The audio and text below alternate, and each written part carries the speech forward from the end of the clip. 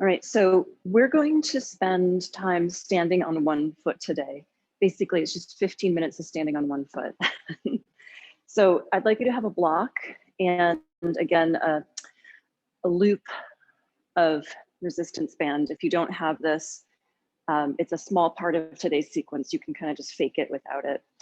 But what we're going to do is really focus in on the exercise called the pelvic list. So if you would come onto a block on its flat side. If a block isn't handy, maybe you've got just like a couple of hardcover books. Just a little elevation makes it simpler for the leg that's not standing. And what we're going to focus on initially here are just a couple of little details that when you're standing on one foot, we're going to think about facing the pelvis forward and moving the weight back onto the heel bone. And we did this yesterday as a little intermission between sets of squats.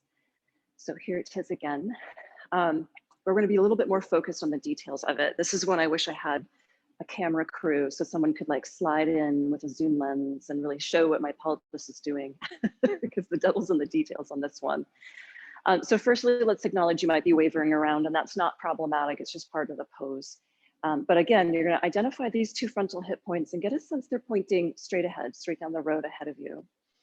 And that as viewed from the side, as we thought about in some squat intermissions yesterday, you don't want to have that habit here of the pelvis coming forward of the ankle, but you're moving back so the outside of your hip socket is straight over the ankle bone. And I usually measure that, like if I'm doing a quick scan of people, like what does the seam on the side of their pant leg look like? Is it like diagonal from hip to floor, or is it vertical? Okay, round one. Let's come on to the left foot and do the very same. So you're going to have your left heel bone on a block, just a little elevation is helpful. And then when you get to this, we're attending to two details at the start. So this is sort of like baseline. Can you stand on the block? So two frontal hip points, we're guiding them to face more forward. On your left leg, there's probably a little inclination to twist towards the right. So you're de-rotating. And then second to that, where's that habit in your posture of leaning the pelvis forward? I often just nickname it slouching the pelvis forward. To summarize it, what it does to a lot of people's bodies is put a ton of compression into their lumbar, which if your low back feels amazing every day, that's not a problem. But also that pressure shift tends to put a lot of pressure on the front of the pelvic floor, right behind the old bladder. And so as we make this shift, a lot of people, when they're new to it, like end up pinwheeling their arms because they just haven't trained the back body to work with this new positioning. Our focus comes mostly to the hip though. So if you're thinking of it from a hip perspective, and that weight's coming forward, you're making the front of the pelvis, right where iliacus, psoas, rectus femoris cross, you're making that become a weight-bearing area. It is a weight-bearing area, but it takes it off of the hip socket directly. If you've ever had a bone density measurement, one of the places they measure is the neck of the femur right here. And if you're habitually coming off of that and just pushing onto the muscles and ligaments on the front of the pelvis, that neck of the femur is in your weight-bearing spot. All right, that's a lot of words. Let's come back to side one. Right foot on, left toes hang off. So we found a sort of static position. I know for most of us, because it's one-footed, you're a little bit in motion, but more or less, we found a way to stand on a foot, face the pelvis forward, and instead of slouching the hips ahead, you're moving your butt back. Distinguish that from bringing your shoulders forward because those are two separate actions. So the correction to having that forward pelvis isn't then put the shoulders forward, it's just to stick out your butt by a couple of inches. Make the outside back edge of your heel bone the heaviest thing on the pose. Okay, so we're gonna add the action of a hip lift. That's a technical term. Essentially, it is putting a slant across your pelvis. Your right leg is your standing leg.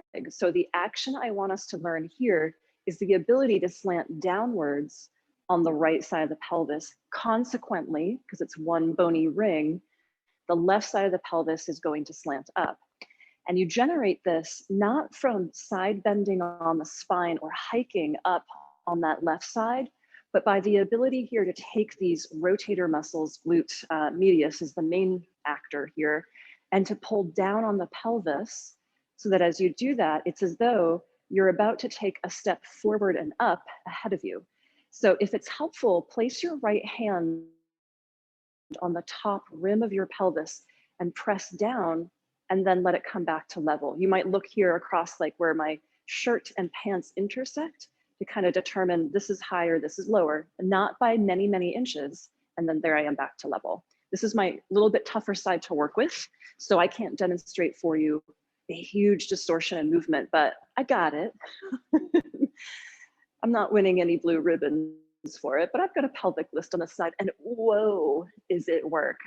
So we're gonna kind of keep here for a moment, chugging along and just do a whole bunch in succession.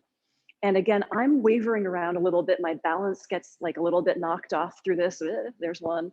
So it's not totally still.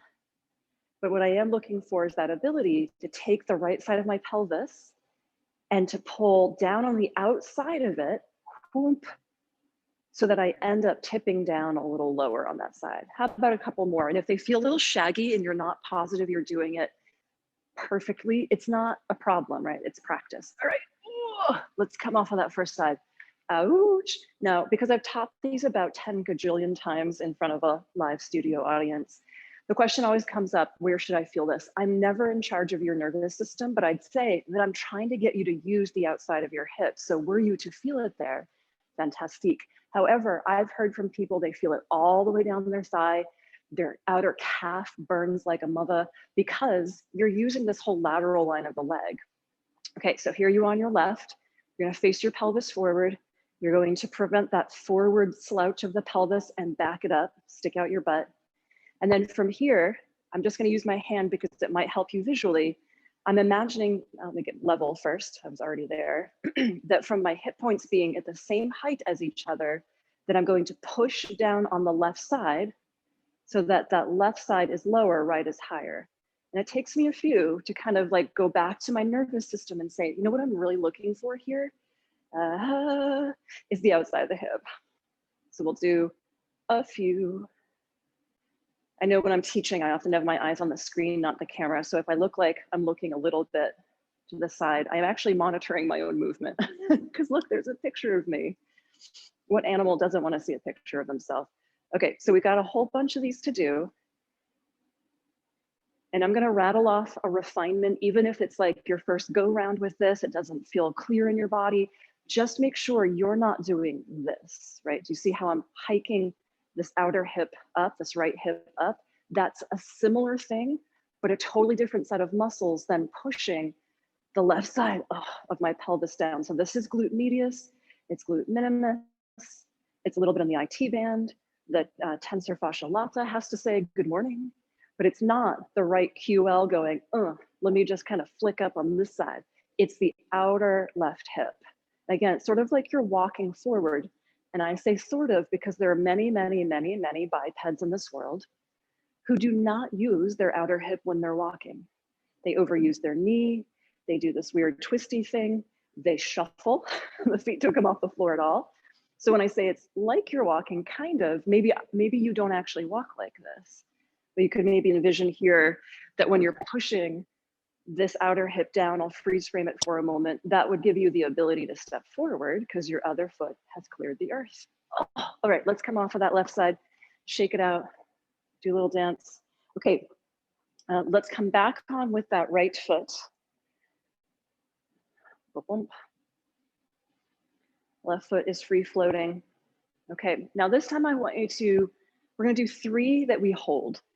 So if it's helpful, manhandle your pelvis, right? You're actually gonna have that manual assistance on your body, but will your hand be strong enough to move your pelvis down? No. However, it might go to your brain a little bit quicker if you determine, it's like I'm pushing down on my right side and it just went lower. And I want us to hold this one. So right side of the pelvis is lower, left is higher, but it's not because you went to the left waist and went for the old scrunch. It's because you went to the outside of the right pelvis and pulled downwards, downwards, downwards. Now, can you square your pelvis exactly forward, except no rotation? Pelvis looking straight down the road. That proverbial long desert highway, and you're just gonna point your high beams down the road instead of twisting and turning. Then I want you to stick your butt back, right? And then come back to level. Let's do round 2. Slant down on the right side of the pelvis. Square the hips exactly forward. Do not permit any deviation towards the left, and stick out your butt. Like I came behind you, grabbed you by the back of your waistband and pulled you back by 2 inches. Are you still listing? Meaning, is that right side lower? Dun, dun, dun, dun. Oh, can I recover this one? Yes. All right, and then come back to level. Here's number 3. I gotta take a break for a second. You can too. Back up, level pelvis, listing on the pelvis, right side lower. All right, squaring the hips. I usually got that one okay, but today it's feeling a little tricky. And you're gonna move your hips back. Stick out your butt so that your heel is a gajillion times heavier than the ball of your foot or your toes. This is the 3rd one. I hope so. I'm coming out. Let's go ahead and come out and down. Shake it off. Onto the left. Left feels so fresh right now. And in 1 minute's time, it's going to be like throbbing. So you come on, you face your pelvis forward, and you move your hips back, right? There's a tendency to forward slouch because you lack the strength, pardon me, on the side and back of the hip to actually hold your torso up. And so you've ended up compressing and slouching downwards. And if you're in the same room as me, you'd see that when I come forward slouching with my pelvis, you can see it on camera a little bit, and I move my hips back, I appear taller. I'm always the same height, so are you, but you can compress your bones so you're shorter. Right. So facing the pelvis forward, stick out the butt. We're gonna do 3 and hold each one. So here's my level-ish pelvis. I'm never perfectly level. And then I'm going to press down on that left side, and I'm gonna hold. This is my slightly stronger side, so I suffer 13% less on this side, but I still suffer. And as I have that left side lower, and again, it's not huge to look at on my body and on screen, especially if you've got a little phone, but can you face the pelvis forward? Oh, that makes it harder. And can you move the hips back, make your heel bone 27,000 times harder into the block than your toes or the ball of your foot? Can you even lift all 5 left toes? Okay, that was 1. Back to level pelvis. Here comes number 2. So from level to listing, gosh, it felt so fresh half a minute ago. Now it's weary. It's a weary hip. Face the pelvis forward, move your hips back. Again, I need a camera crew to get multiple angles and to zoom in to show the itty bitty details, but I don't really, I just, of course, what you need to feel here are those slight positional changes have incredible ramifications in strength building. All right, level to the pelvis. Inhale, exhale. 3rd and final in this set. You're going to, again, come from level hips. There, that's a little bit better. Again, I'm never perfectly straight. And then pressing down, tongue comes out on that left side. When that left side has slanted lower, can you spin the pelvis so it's facing forward, except no deviation out towards the right? That's kind of slinking around the weak muscles, going to the habitual muscles. So face your pelvis exactly straight down the long desert highway, and then move your hips back.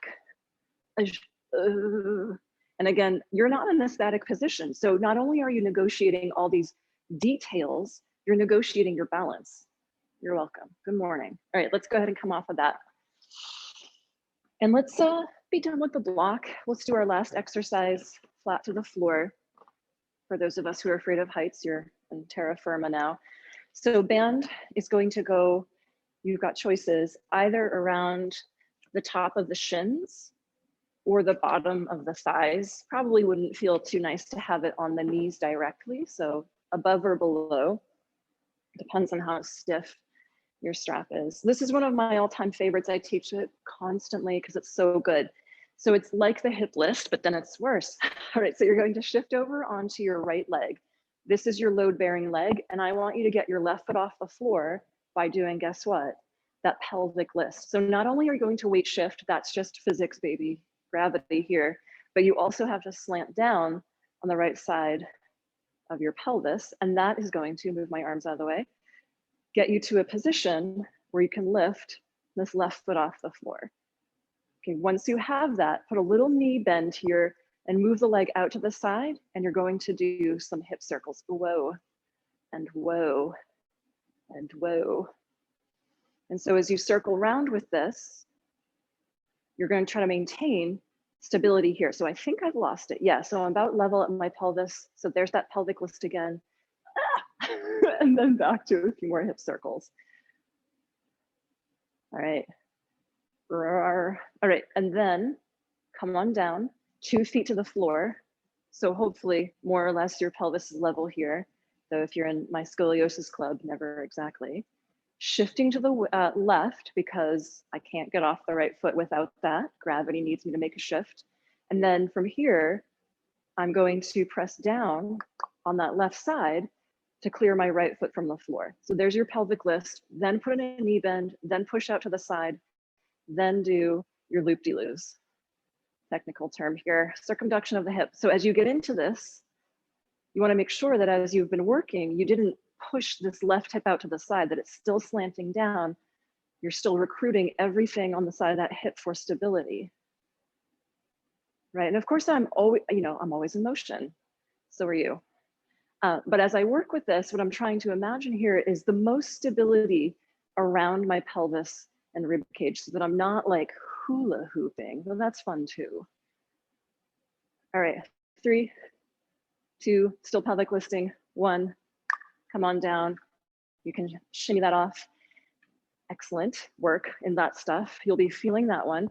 And again, even if you're not convinced you did it 100% spot on correctly, you're still standing on one foot for a duration. If you're a beginner to opening that musculature on the hips to load bearing, it's fine just to practice it a little shaggy and just know in time you're going to get that strength to build. So let me know if you have any questions.